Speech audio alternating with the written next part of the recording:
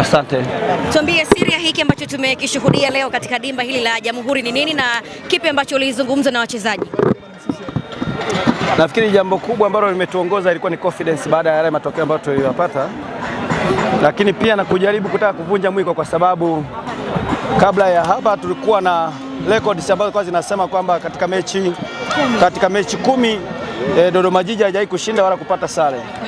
So at least tunajitahidi sisi tuliopo tubadili upepo wa hayo matokeo, kwa sababu hii timu ina washabiki, sababu hii timu ina uongozi na ina watu ambao wanaifurahia. So hakuna sababu ya kuwaweka kwenye unyonge. Tunajaribu kuona namna ambavyo tunaweza tukapambana at least kubadili huo upepo, na tumefanya hivyo. Tuliingia na plani ambayo maybe tulitaka tuwarazimishie kutoka juu, lakini tukaona mwanzo kama haijafanikiwa, so tuka switch at least tuwe kwenye transition ya defending to attack, yani tuanze kudefend kisha ndo tu attack, lakini pia na kujaribu kuziba zile gaps, kwa sababu Simba wanakimbia kwenye eneo la midfield kwa kufanya rotation, so ni watu ambao wana interchange position. Hilo ni jambo ambalo tulielezea mapema na wachezaji wetu wameadapt vizuri sana, kwa sababu at least kuna muda ulikuwa unaona wana retain zile spaces ambazo Simba anataka kuzitumia, lakini pia huo moyo wa kujitoa, credit sana ni kwa wachezaji kwa kiasi kikubwa, kwa sababu wanasikiliza, alafu wanaenda wanatekeleza, alafu wanakuwa na moyo wa kupambana kutaka yale matokeo. Kwa hiyo ukiona timu kwa leo ni kama ni kweli wako wanapambana, kuna kitu wanakitafuta, kwamba tunatafuta is either point 3 tuwashtukize au point 1 ikishindikana, na tungeweza kupata hata point 3 mkiangalia mpaka filimbi inapulizwa ni sisi tulikuwa tunaenda 1v1 na goalkeeper. Sawa, kabla ya mchezo, msimamo wa mashabiki, wachezaji pamoja na benchi la ufundi kwa wewe kocha ilikuwa ni kutokuruhusu goli katika mchezo wa leo. Mmeingia mkiwa mna confidence ya kutosha. Siri ya hii confidence mwalimu imetokana na nini? Siri kwanza ni yale matokeo ambayo tumeyapata kabla mechi hii. Ujue ukiwa na matokeo ambayo ni mazuri kuelekea kwenye mechi kama hizi, hauna sababu ya kuwaweka wachezaji wako kwenye pressure.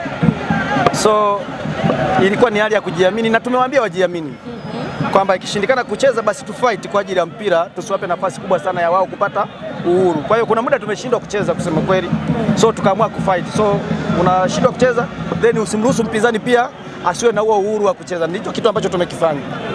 Sawa, tuambie, lakini nimekuona ukifurahia tu mara baada ya mchezo kuisha, umeruka kweli pale mwalimu. Nini hasa kimekufanya ufurahie kiasi kile?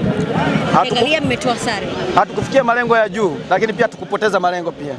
So hiyo ni furaha kwamba malengo ya juu ni kushinda, lakini pia kama hujadhurika dhidi ya timu kubwa, unaweza kuona hizi timu kubwa zina draw mara ngapi na hizi timu za daraja la kati. Sahihi. Sio umeelewa? Kwa hiyo unaweza kuona at least tumekosa pointi 3 lakini hatujapoteza mechi. Na nikikwambia hii ni mechi ya 9, sisi tumepoteza mechi moja tu katika mechi 9 zilizopita. So naona ni consistency nzuri. Na tukishatoka hapa kama tumedraw na Simba, maana kuna daraja fulani kwa wenzetu tunajitengenezea ambalo linatusaidia sisi kwenye mechi zinazofuata.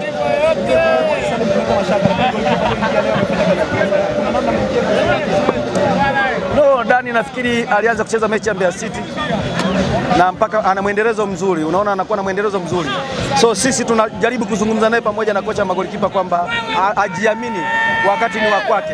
Yuko hapa, sio mchezaji mgeni, na madam amedaka vile, nafikiri ni confidence nzuri, lakini pia tusisahau kama Dani ana uwezo mzuri. Ni moja ya vijana ambao sisi tunahitaji tuwape moyo, ni vijana wetu ambao wamekuwepo hapo kwenye timu ya Dodoma Jiji. Mimi nimefanya naye kazi biashara, kwa hiyo ni mtu ambaye pia tunamjua, kwa hiyo ni kumpa confidence tu.